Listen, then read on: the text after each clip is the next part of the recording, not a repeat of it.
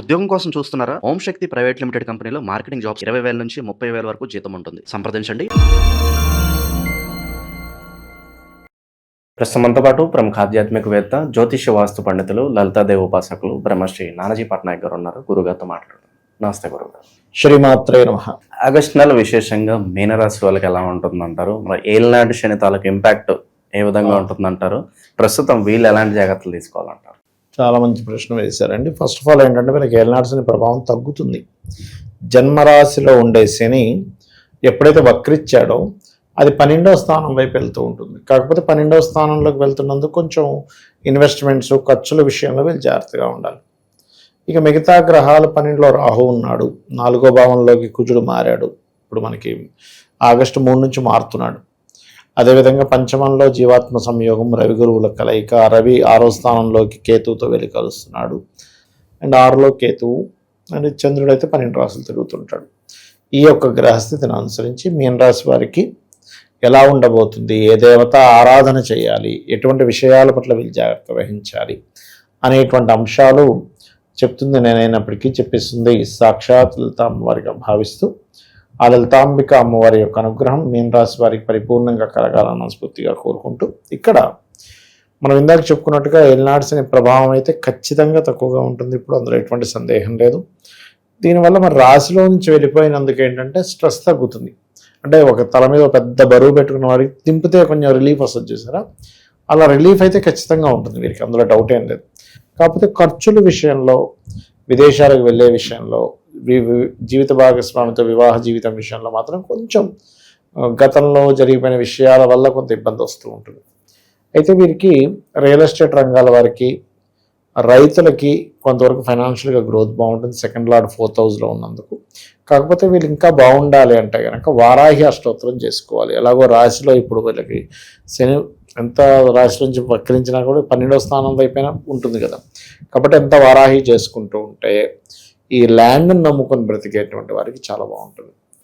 ఈ పంచమంలో గురువు కంబస్ట్ అయినప్పటికీ కూడా ఈ గురువు ఏంటంటే అక్కడ ఉండే లగ్నాన్ని వీక్షిస్తున్నాడు, అండ్ లాభస్థానాన్ని వీక్షిస్తున్నాడు, అండ్ భాగ్యస్థానాన్ని వీక్షిస్తున్నాడు. కాబట్టి వ్యాపారాల్లో కొంతవరకు కలిసి రావడము, సంతానం కోసం చేసే ప్రయత్నం ఫలించడము, కొత్తగా ఎవరైనా స్నేహితులు పరిచయాల వల్ల కొంత లాభం కలగడం అనేటువంటిది బలంగా చూపిస్తుంది.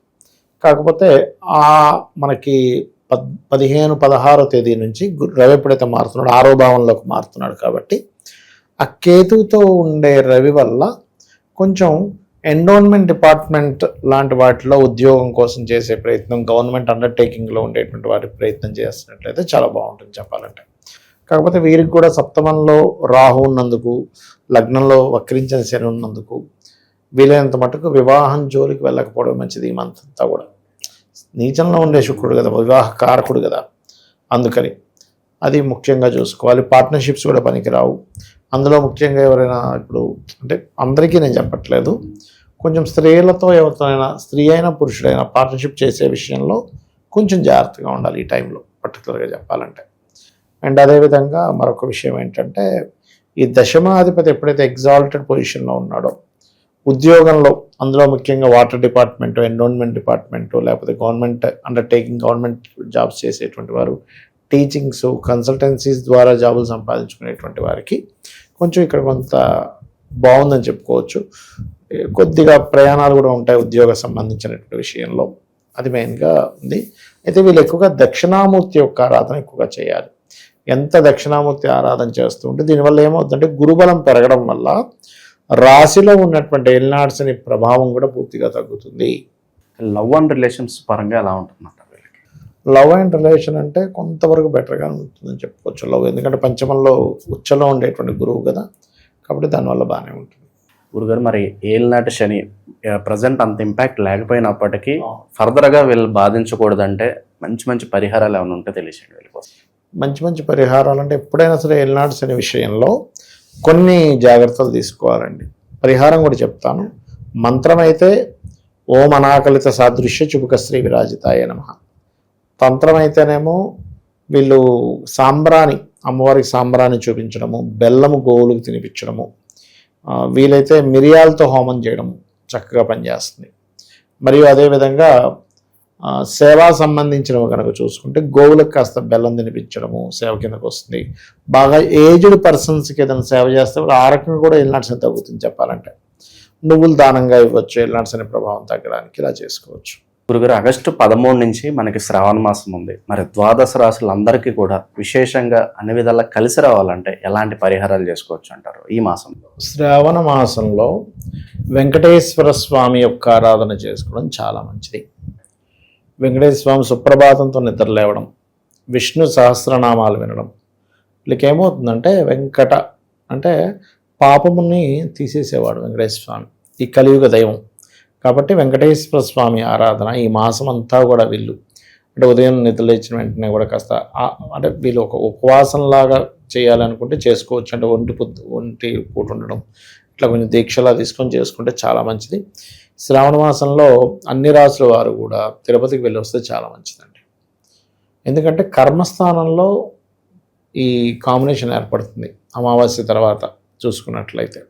సో ఎప్పుడైతే శ్రవణ నక్షత్ర సంబంధంగా ఉండేదాన్ని పౌర్ణమి వచ్చేదాన్ని శ్రవణ మాసం ఎలా అంటారో, ఈ కర్మకారక రాశిలో శ్రవణ నక్షత్రం ఉంటుంది.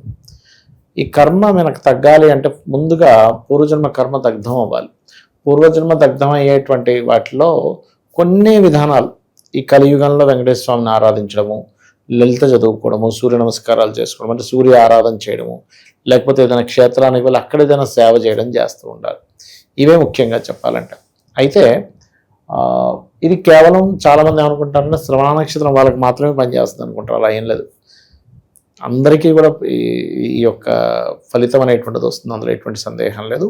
ఇంకా వీలైతే కనుక శివాలయం ఏదైనా ఉన్నట్లయితే శివుడికి పాలతో అభిషేకం చేసి వెంకటేశ్వర స్వామి ఆరాధన చేసినట్లయితే కూడా చాలా బాగుంటుంది.